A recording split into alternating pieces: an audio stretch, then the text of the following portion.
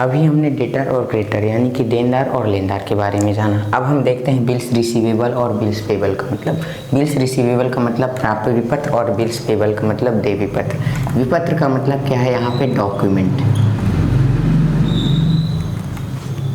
ये क्या होता है, एक रिटेन प्रूफ आप कह सकते हैं कि भैया हमने आपको सामान बेचा है और हमने चीज़ों को लिख दिया और आपसे यहाँ पे हमने साइन करवा लिया कि एक निश्चित समय अवधि के बाद क्या होगा, आप हमें पैसे देके जाओगे। और देय विपत्र, यहाँ पे भी विपत्र का मतलब डॉक्यूमेंट।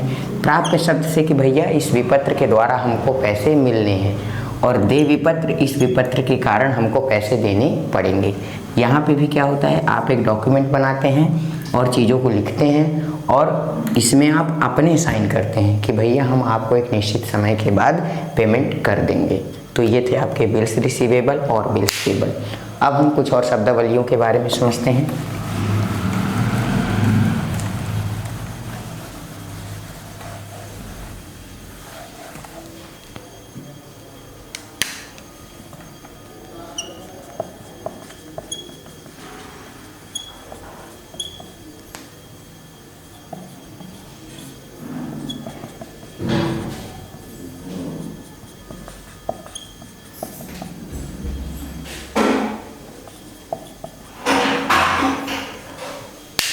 एक्सपेंसेस और एक्सपेंडिचर, दोनों का मतलब आप कह सकते हैं खर्चों से ही होता है। तो आप जब आप बिजनेस कर रहे हैं तो चीज़ों को खरीदना है, बेचना है, तो बहुत सारे आपको खर्चे करने पड़ेंगे। वो सारी चीज़ें किससे रिलेटेड होती हैं, एक्सपेंसेस यानी कि व्यय से। और एक्सपेंडिचर का मतलब होता है खर्चे। एक्सपेंडिचर दो तरह के होते हैं,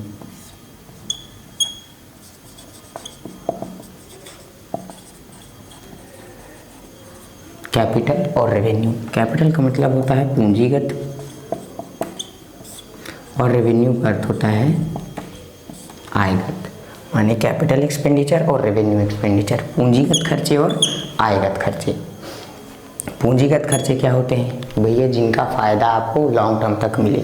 जैसे आपने मशीन खरीद ली, बिल्डिंग बनवा ली, फर्नीचर खरीद लिया, इनका फ़ायदा आपको लंबे समय तक मिलेगा। और रेवेन्यू माने कि आयगत खर्चे, इन खर्चों का फ़ायदा आपको 1 साल, 1.5 साल, 2 साल ऐसे मिलता है। ये क्या होते हैं, आपके रेवेन्यू नेचर के एक्सपेंडिचर। तो रेवेन्यू नेचर के एक्सपेंडिचर के अंदर क्या आते हैं, एक्सपेंसेस आते हैं। तो जो एक्सपेंडिचर है क्या है, ब्रॉडर टर्म है, इसके अंदर आपका एक्सपेंसेस भी आता है। कैपिटल एक्सपेंडिचर, रेवेन्यू एक्सपेंडिचर, एक वर्ड आपने और सुना होगा, डिफर्ड रेवेन्यू एक्सपेंडिचर।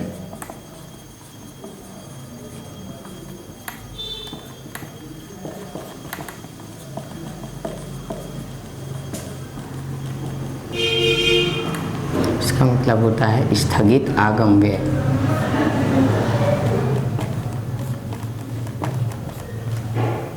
ये रेवेन्यू नेचर एक्सपेंडिचर का ही एक छोटा सा पार्ट है, लेकिन इसका बेनिफिट क्या होता है, भविष्य में ज़्यादा मिलना होता है। जैसे आप रेवेन्यू नेचर का बेनिफिट 1 या 2 सालों तक मिलेगा, तो इसका बेनिफिट आपको 2 से 3 सालों तक मिलेगा।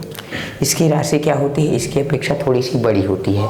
जैसे आपने एडवर्टाइजमेंट पे खर्च कर दिया बड़ी मात्रा में, 5 लाख 6 लाख ऐसे, लेकिन क्या आपने एक फाइनेंशियल ईयर के लिए खर्च किया, नहीं।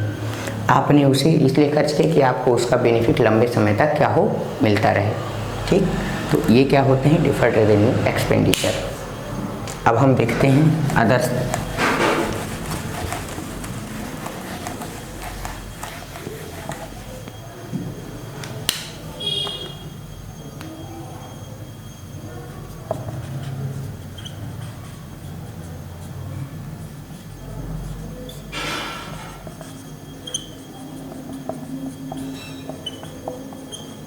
प्रॉफिट यानी कि लाभ।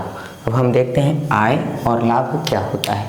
आप बिजनेस कर रहे हैं, आपने सिंपली चीज़ों को बेच रहे हो, जिस चीज़ में आप ट्रेडिंग कर रहे हो उसको सेल करने से आपको जो भी इनकम हो वो क्या होता है, आय कहलाता है। जो भी आपको रेवेन्यू मिले वो इनकम है। और प्रॉफिट क्या होता है कि भाई जब आपने चीज़ों को बेचा, रेवेन्यू तो आपने अर्न कर लिया, इनकम आ गई आपकी, लेकिन अभी क्या आपने खर्चे घटाए उसमें से, नहीं, क्योंकि आपको बहुत सारे खर्चे भी करने पड़े होंगे, कॉस्ट भी घटानी पड़ेगी, लेबर को भी पेमेंट करना पड़ेगा, सैलरी भी देनी पड़ेगी। तो इस इनकम में से जब आप खर्चों को घटा देते हैं तो जो चीज़ निकल के आती है वो क्या होता है, आपका प्रॉफिट कहलाता है। तो आपके हाथ में क्या बचता है रियली, अंत में प्रॉफिट ही बचता है। इनकम में तो बहुत सारे लोगों को आपको पेमेंट करना है भाई। कई बार आपने उधार सामान खरीदा तो क्रेडिटर को भी आप पैसे दोगे पहले, इसमें से आप वेजेस भी पेमेंट करोगे, सैलरी भी पेमेंट करोगे, कमीशन भी दोगे, इलेक्ट्रिसिटी बिल भी दोगे, रूम रेंट भी दोगे, तमाम तरह के खर्चे आपको करने होते हैं बिजनेस करने में। इन सब खर्चों को घटाने के बाद अंत में क्या बचेगा, प्रॉफिट। यही कहलाता है कि आपका लाभ जो आपके हाथ में बचता है।